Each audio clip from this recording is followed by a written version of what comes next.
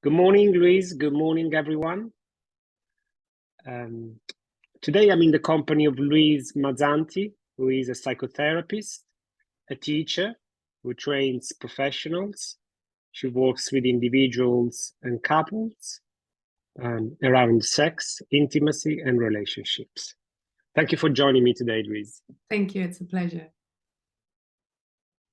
So today we've agreed, given that we both work with many couples, to discuss some trends we observed, some of our reactions around these trends, what makes us passionate, how we can contribute to enhance the lives of our clients. And we will draw from our observation of society and perhaps the last few generations, our parents, our grandparents, whichever parts of society we feel we have an understanding of, specifically about the relationship between men and women in relationships. Is that your understanding of what we were gonna do this morning? Yes, absolutely. And this is what I'm most interested in and excited about discussing. So thank you for bringing the topic. No worries. I, rather than this as an interview, it would be good if you agree that both of us share whichever area we cover today, both of us have something to say about it. Yeah, great. So maybe sometimes you would be the first person to speak, and maybe sometimes I would be the first person to speak around a certain topic. So we keep it as fluid and organic as possible. If So that's more okay. like a conversation and less than an interview. Yes, correct. I do have some headings, which I may look at or may not. Maybe initially I would. So I thought we would start from sharing just concisely around any trends we observe in with our couples, the couples we've been working with. And I would like to ask you whether you think that society trends influence individuals. As in, do you feel that the women and men you work with say things, feel things, perceive things in a way that's symptomatic of the era we live? And 30 years ago, women and men would have felt and thought different things. How much does society and trends within society influence people? That's a good question. I think we have two parallels. I think on the one hand, the difficulties that men and women are experiencing in relationship are the same. There's a parallel that's always been there. And there's also another track where, because societal values are changing, that also impacts the existing difficulties between couples. So I see the same, but in a new way. And if I was to explain that, what I see is that men and women have a profound difficulty in actually understanding each other. If we talk in a heteronormative way, men and women in a relationship, or masculine, feminine polarities in relationship, they have a difficulty in understanding each other. And that hasn't changed, because we're wired differently. We have different instincts, we have different bodily impulses, we have different nervous systems. We are wired in a different way, and that hasn't changed. But societal values have changed. So the things we are allowed to think about, the things we are allowed to feel, the things we are allowed to identify with, they have changed. And the way that I see that is that we still have difficulties in understanding each other. We are very quick in making assumptions based on how we function. And if I'm just going to stay with men and women, women think men are supposed to be like them, and men think that women are supposed to be like them in the way that we communicate without thinking about it. So there's a lot of misunderstandings and hurt and lack of appreciation. It's a general topic between couples that create distance. But what I see is changing as a trend in society is that men are actually getting more in touch with their vulnerability. And women do not yet, I feel in general, they're not able to see it and hold it and actually be gentle and caring when a man steps into his sensitivity and his vulnerability. And women are beginning to step up to their, you could call it empowerment in lack of a better word, which means that men don't identify what's happening with this woman. Why is she angry all the time? Why are we bickering? Why are we fighting all the time? So we don't understand the changes that are going on. And I think what I see between couples in general is a lot of confusion about what is it to be a man, what is it to be a woman, what is it to be in relationship, and a lot of disconnect. I do agree that the biology hasn't changed, and probably wouldn't change within the next few centuries. These things change very, very, very slowly, but the certain trends have changed. Perhaps I feel the perception that women have of men and men have of women, that is quite symptomatic of the eras we live in. And I would say that my mother's perception of men, or that generation, or her mother's perception of men, was somewhat different than perhaps, and same thing for the perception of men about women. Like you're saying, you're talking about empowerment, so and the confusion.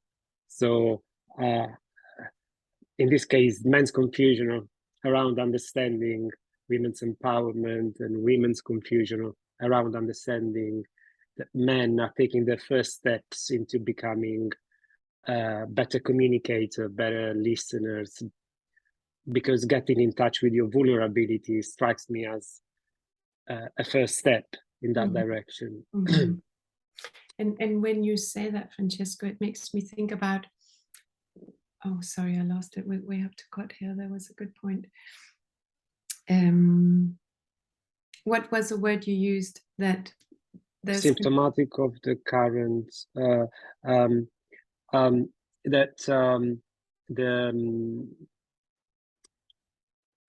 the perception of the other sex has changed, and that keeps changing. Particularly if society changes fast, and it has over the last 50 to 100 years, hasn't it? I think you're right, and the perception has changed, but we are also carrying over a huge, sad heritage of judgment and friction. We're still not in harmony between the sexes. We are beginning to see the differences, but we are not appreciating each other. I feel that that's a big missing. Like, women are beginning to appreciate themselves more, but it's not translating to also appreciating men. And it feels like the same. Men are getting more and more scared and intimidated by women, and actually not able to appreciate what they're bringing. So it's like we kind of crossed over. Like, before, men were in the patriarchal paradigm. That's, fortunately, it's changing now, but it's almost like we're tipping over. And now the women are taking over and overpowering men and their sensitivity, instead of both stepping down and appreciating each other. And I see that. I want to hear your experience of that, but I see that in couples work, that actually, someone can own there's something going on and the other can't hear and appreciate what it is. Yes. I've been working with hundreds of couples, over 300, and particularly over the last, since the lockdown, since the pandemic, most of my clients have become couples. So I'm saying this just to say that the trends that I'm about to say are based on a large sample. So I find that most of the couples that get in touch with me, it is a woman. And I'm talking about heterosexual couples. I also work with gay couples and other types of couples. The trend is definitely the woman that gets in touch with me is in most cases the woman that identifies and wants to work on a relationship, and the man doesn't necessarily see the things that she sees as problematic, as problems, which can make the issue even more upsetting, that he doesn't see that. And what I end up doing as a therapist is to train men in their listening skills. And this to me strikes me as the most pragmatical, useful things I can do. But if I reflect on it, it seems to be a request coming from her, and he's listening, taking on board, sees that there is apparently a crisis, doesn't necessarily agree or understand, but in many cases wants to do it. It's not easy for him to do it.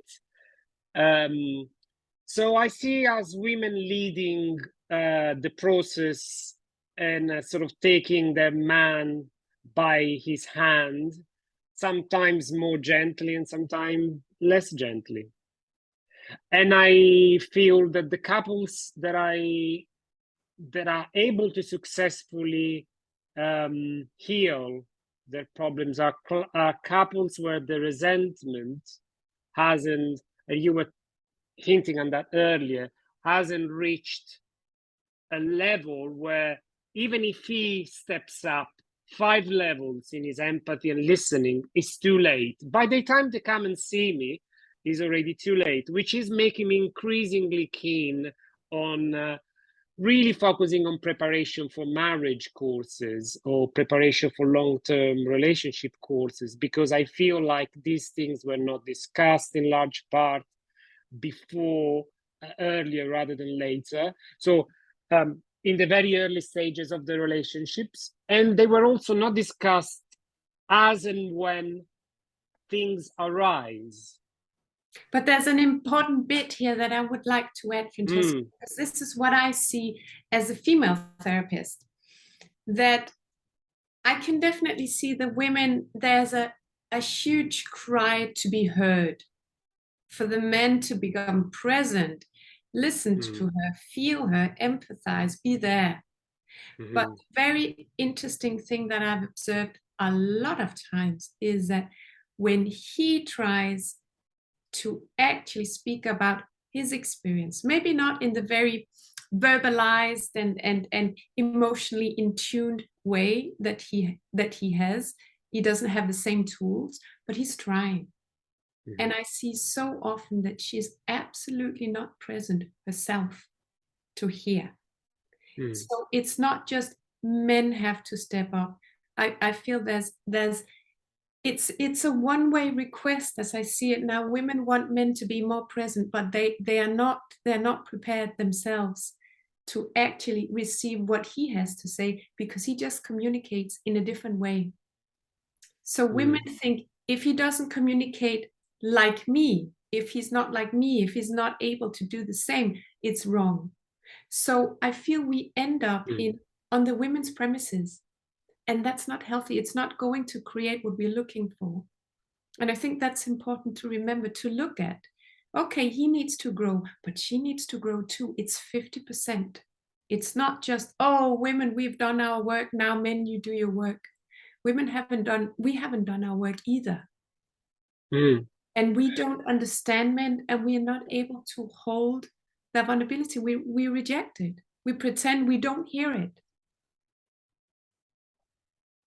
How about we park this, because I think we're gonna keep referring to this. It seems seems to be very central in the discussion. Yeah. So long-term relationships and marriages often imply children, having children. And there are unquestionable studies, huge number of them, showing that single parents households are not good in general for children, how they perform at school, and how they develop emotionally, and what kind of adults they become, the relationships they form with the other sex, with the opposite sex, if they are heterosexual, seem to be less healthy. So there is a freedom that women fought for millennia, I'm not sure, centuries. The freedom to dissolve a marriage or a relationship that it's not healthy, or that it's even abusive, versus the lack of freedom that a child has to have the best of futures. So I'm not sure. Well, I suppose it really depends on how unhealthy and abusive and whether the relationship is fixable or not. Yeah. Yeah. Because of course, as parents, what we have to look at first and foremost is, what are we role modeling to our children? Is it to put up with an unacceptable situation, and also put up with a situation that's unacceptable as a partner, but might also be unacceptable to the children? And then, of course, it's time to move on and role model to the children that, of course, you are in choice of staying in a situation or leaving when it's not serving you.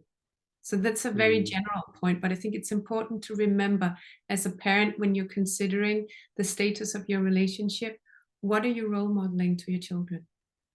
Because children can have a very healthy upbringing by a single parent if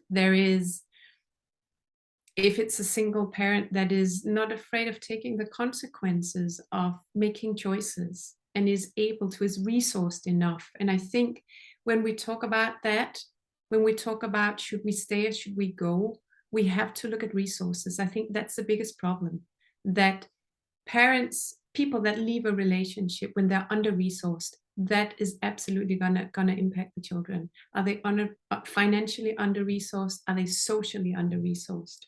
And I think we forget the socially under-resourced, which is this a parent that has friends and family and a good network connections, people in their lives that can hold now the little family unit, a single parent? Is there more structure to hold it?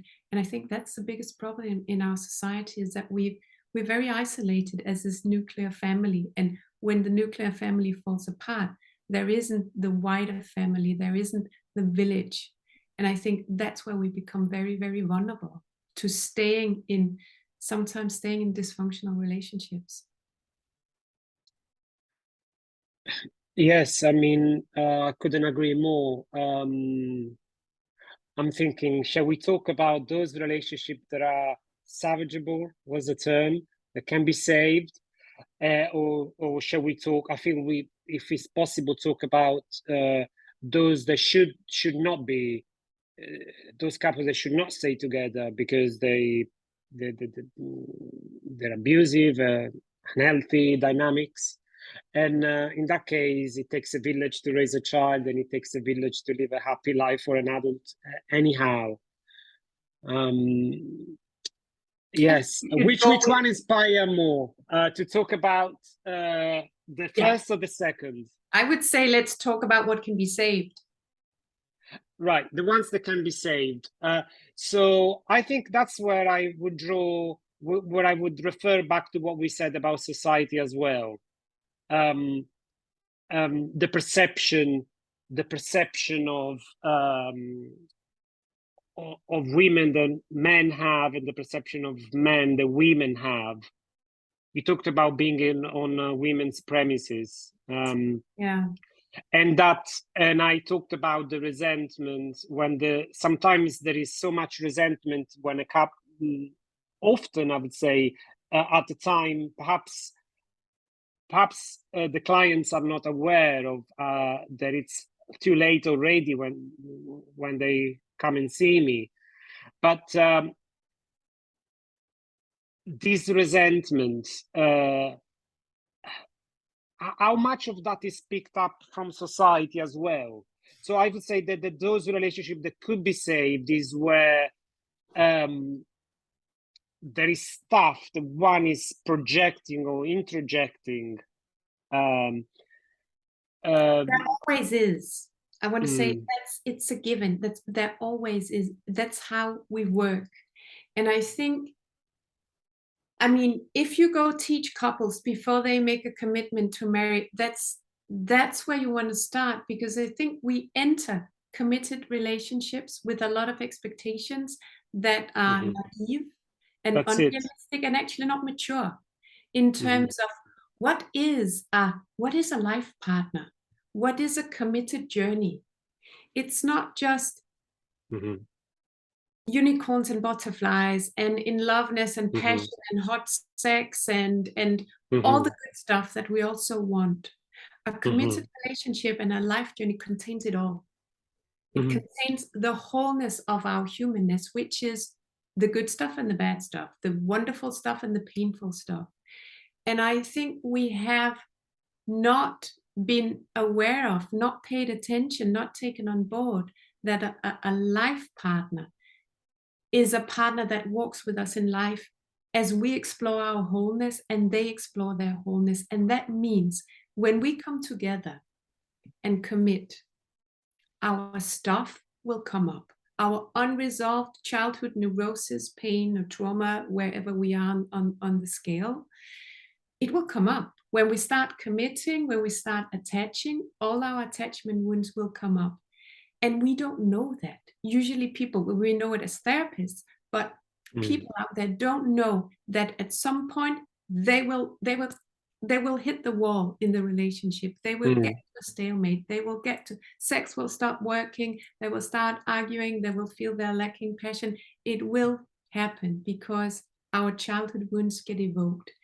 And that's a point where we don't know, where we haven't learned that relationship and maintaining a long-term relationship is as much about exercising the willingness and the ability to be uncomfortable and to grow and to face our own insecurities, our own childhood wounding, our own stuff that's coming up, instead of projecting it onto the other. You're not making me happy. You're making me feel insecure. You're making me feel unattractive.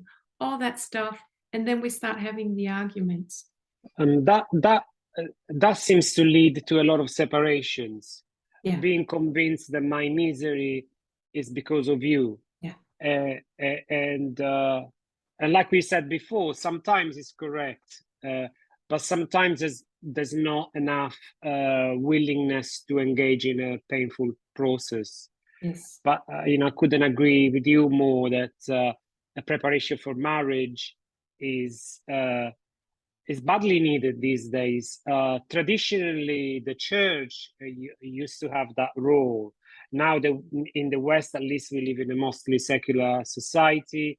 People like yourself and myself, therapists, and other, comparable professionals are developing. But considering the amount of money, time, traumas couples that I work with have gone through, it would have made, I so often feel it would have made so much more sense if they engaged in a preparation for marriage earlier on, and preparing couples that it's a difficult ride, like you said. And even takes a village to raise a child, and it takes a village to be happy. I would mention, I like to mention that when I prepare couples for a long-term relationship. Build your network, your community, move to the right area with friendly families, do your homework, you know, keep in good terms with your in-laws if it's you know, feasible, because otherwise we end up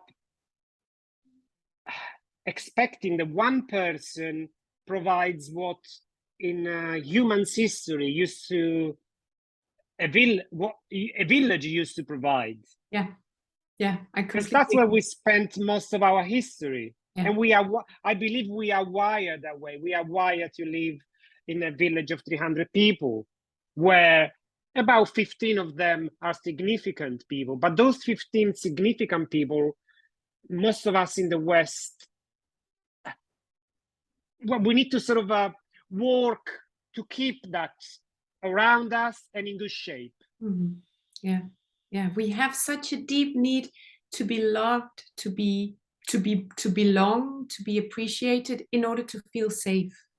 And when we live in these little couple units and the nuclear family, that's very vulnerable, because our partner is not always going to be able to love us in the way that we particularly need.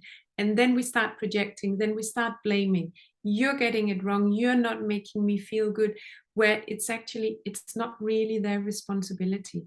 And we've lost that ability to seek, to have that living, breathing relationship with the whole environment, so we're not putting all the pressure on our partner. I think we have such huge expectations to relationship, what it's supposed to provide for us, that no wonder people are struggling, because a relationship with one other person can't provide that, because they have their own journey and their own needs to hold and take care of. So it takes a village to raise a child, but it also takes a village to hold a couple.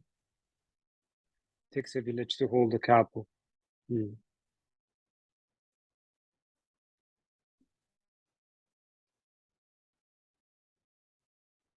Does marriage still imply commitment, Louise? Oh. Or should it? What do you mean with that question? In fact, I think you've already answered when you said what's mostly needed these days is that recognition and ability to go through the difficulties and the uncomfortableness, however long it takes. So if marriage still implies commitment, then one should expect those difficult phases and do their part, take their own responsibilities. I think we have moved from understanding what is commitment in marriage, very kind of traditionally. It's been understood as, I'm not going to leave you. I'm not going to go anywhere else. I'm not going to cheat on you. That's kind of commitment. I'm committing to being your partner. But we haven't yet actually discovered the importance of committing to growth, of committing to looking at the stuff as it's going to come up, but most importantly, look at our own stuff, our own growth, not just, yes, I'm committed to staying through the difficulties we might encounter, but that's still about what's wrong with the relationship, what's wrong with the other, instead of looking at, can I commit to my own growth? Can I commit to facing the things that are uncomfortable and staying in connection? And I think that's the most important commitment we should make. That should be right up there when we decide to marry or decide to enter a committed relationship. That commitment for self-inquiry, self-responsibility, self-knowledge, self-reflection. That's above all the ability to self-reflect in connection. That could save so many relationships before we get to the point of resentment and stalemate where people just can't come back. And it's not safe any longer to self-reflect and be vulnerable. We have to really start from the beginning, as this is one of the basic skills for couples to manage, to master. I completely agree, Louise. Thank you. Shall we talk about old paradigms and new paradigms? Yeah. I know that you are more of an optimist than you are a pessimist. And I want to be inspired by that, because I have to say that the experience of working with mostly heterosexual couples, the relationship between men and women, I feel is reaching a historical lowest. So whenever I want to be positive about the future, I'm thinking, what are my models? So sometimes I look at the past for models. There are some current models of happy couples that I look at as well. But how can you be stable and happy? What makes you positive?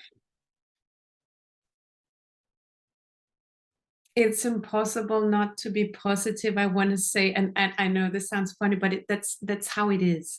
I really believe that we evolve as humankind. We evolve, and we evolve in a cyclical way.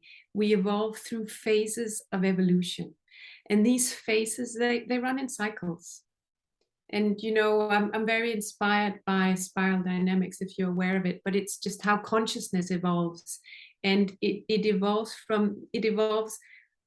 within cycles, and for greater and greater amount of consciousness in the individual and in the collective, in society. And within the cyclical means that there are cycles that complete. So there are paradigms, ways of thinking, ways of living that go through a phase and then they expire, then they collapse, because they have to evolve into something new. We can't stay. The evolution is not linear. Evolution is cyclical, which means something has to come to life, and then it's going to die, and then it's going to come to life in a new way. And what I see right now is, I always think of evolution as when something is collapsing, when something is painful, when something is coming into a place of a lot of friction, when the kind of the paradigm is shifting. It's because it's making way for something new. Something old is expiring and something new is evolving. And within that, and this is why it's important to make this point, that we evolve in a way that transcends the old paradigm, but also includes it. So it's not about throwing the baby out with the bathwater. For example, now it's all about feminism and women's liberation, and the men, they can just, go fuck themselves. Sorry. But, that's somehow, there's a tendency to be in that way of, now it's our agenda, now it's our turn. And that's not transcend and include. That's overpowering. That's not taking what we've learned, taking the best things from the existing paradigm, taking it with us as we grow. What are they? You say existing. You haven't said past. Is there anything from previous generations, even previous civilizations, that our ancestors did right? Absolutely, of course. We wouldn't be here. We wouldn't be here if they didn't do exactly what they needed to do. And there's been so much understandable criticism and rage and a lot of getting rid of, working through the patriarchal paradigm. That's the thing we talk about a lot. But there's been so much goodness that we needed in order to be stable and grounded enough to get to a next level. We cannot skip any levels. There wasn't any mistakes in the sense of we needed to go through these cycles. And what are we taking with us now? That's why I say, if we take it to the micro level of what I see in couples, is that women right now are actually not able to hear and appreciate what their men are saying. And that's throwing out the baby with the bathwater when we can't hear what the masculine is bringing. Because the masculine is bringing a lot of, I mean, it's a little bit black and white and stereotypical, but it's still also a very workable model, that the masculine is bringing a stability and a holding and a structure that's very much needed in order for the new paradigm to actually evolve. We need ground to stand on. And what we are seeing now is a paradigm that's changing, but it needed to. It's a good thing. It's a good thing. We can't see exactly now what's going to emerge when you say something positive. Because we see now the old paradigm is expiring, and people are getting really frustrated with each other. But it is because it is expiring. We're beginning to see something new. We haven't seen it yet. This is an old paradigm that's expiring. That's what we're seeing, but it is only because something new is evolving. It's not the end. It's the beginning of something new. And I feel very positive and very excited about that. When at the micro level, women can begin to hear men, men can begin to hear women, and there is a possibility for a synthesis between the masculine and the feminine. That I'm very excited about, both in, down at the ground for individual couples and collectively. What happens when we can both bring the gifts into a real, equal, calibrated synthesis? I think there's a great potential there.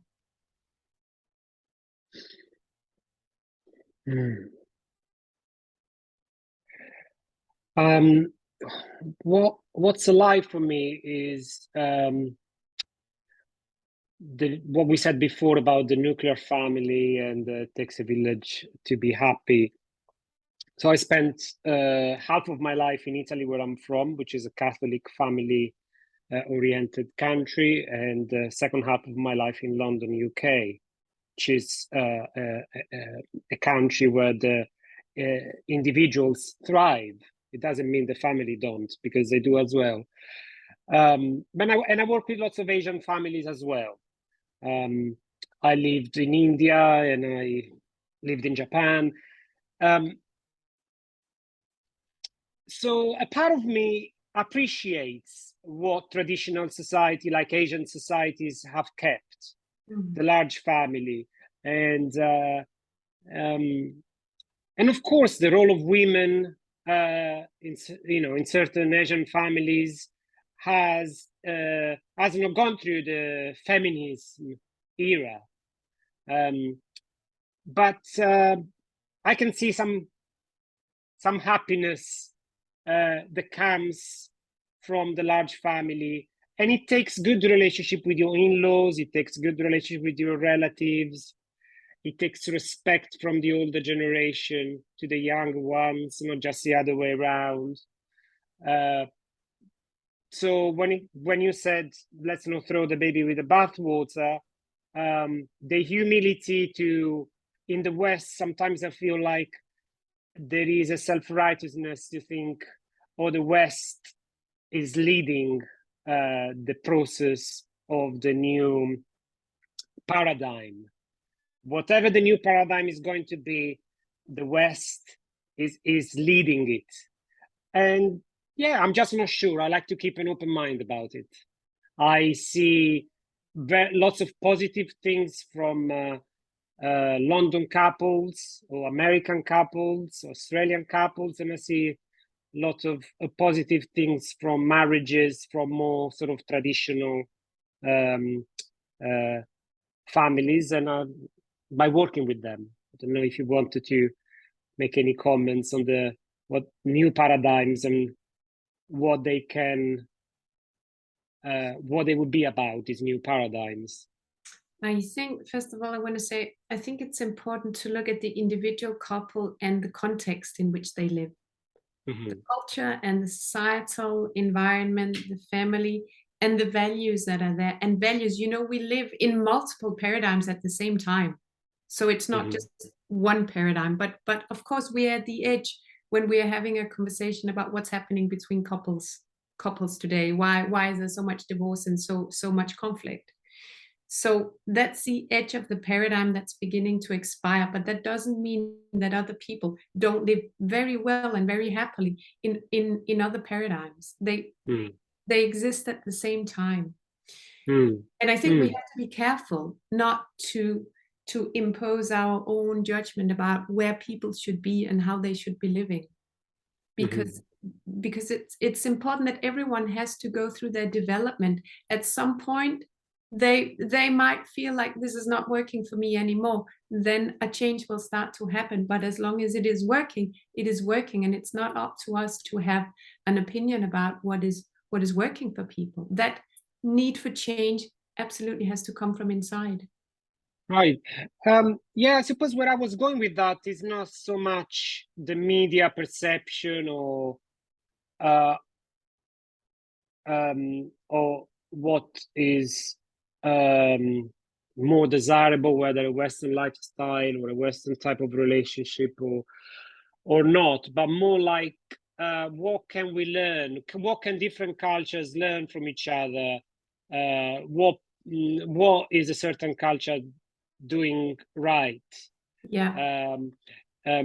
So traditionally, the village meant, in a large part, family members, but also village members.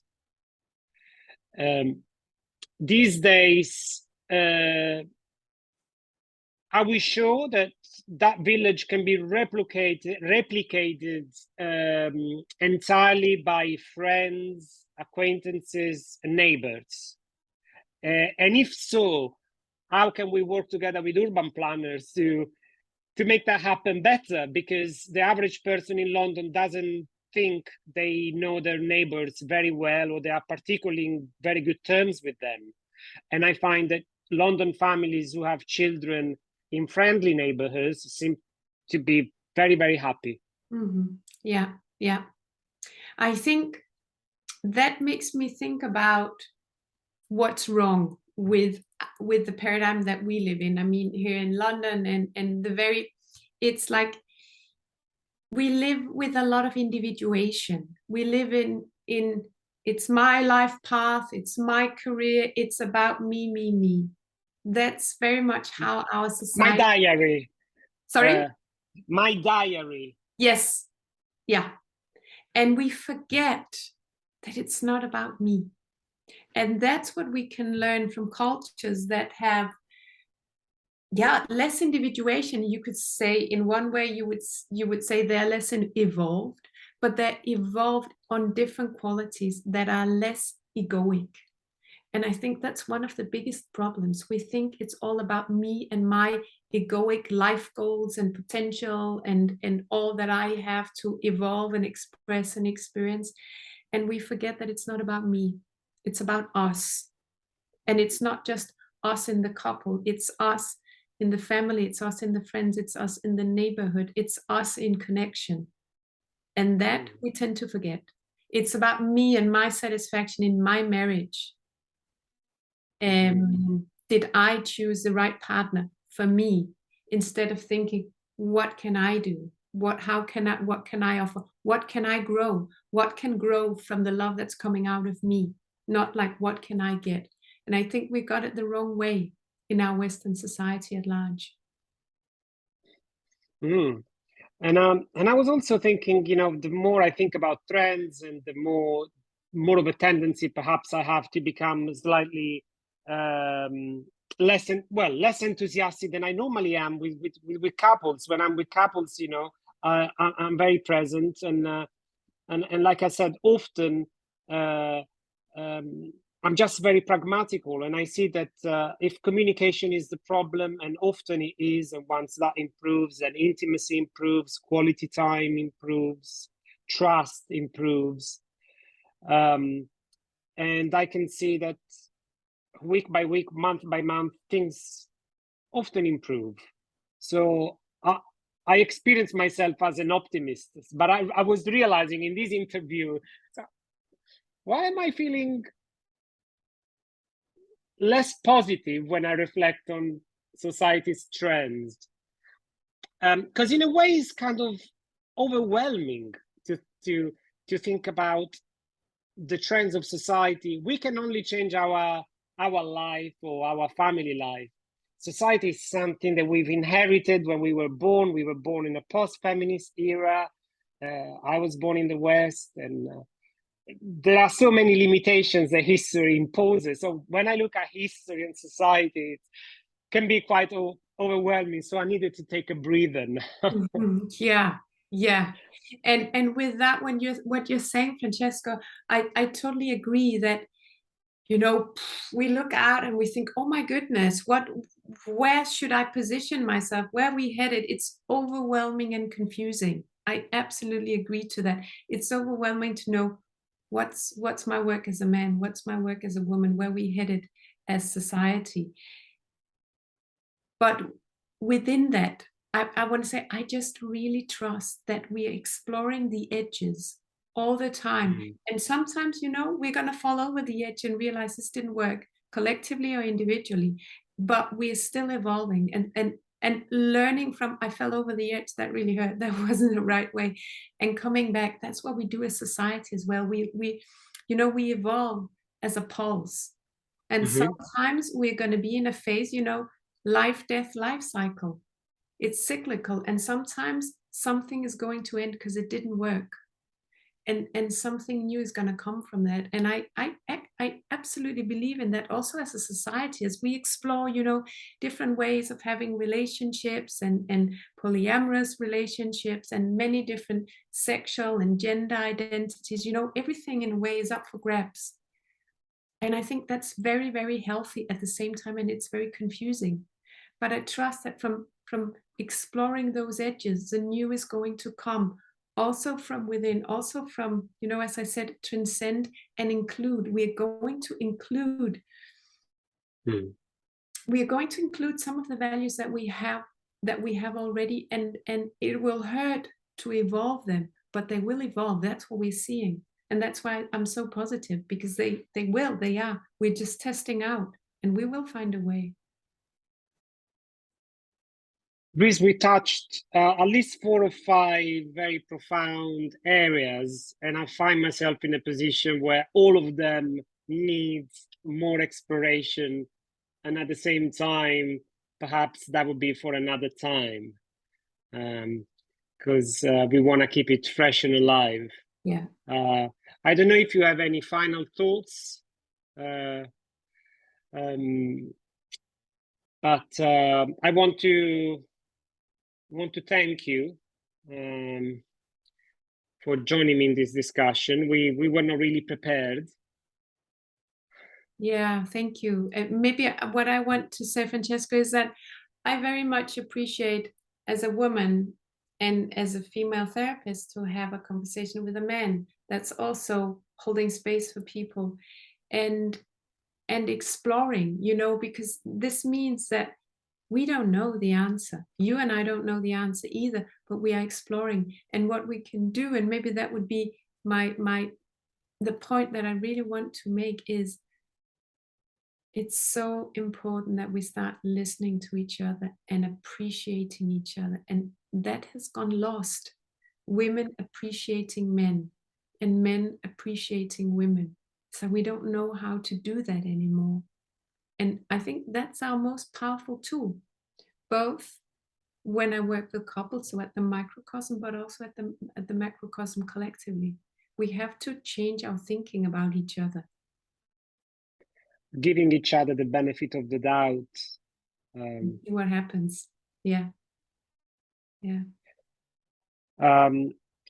I feel like today we were in agreement that women are sort of leading this process and men are following the process, and it's needed. It's part of this historical change since the 60s. So it's up to women and men to communicate and be compassionate with each other. Yes. So it's absolutely fine for women to lead and for men to follow, particularly with regards to communication. Men continue to need to step up. Yeah, it doesn't happen overnight. And it doesn't mean that women have the answer either. I want to say we need each other. So yes, men need to step up, but women also sometimes need to step down so that we can meet each other as equals.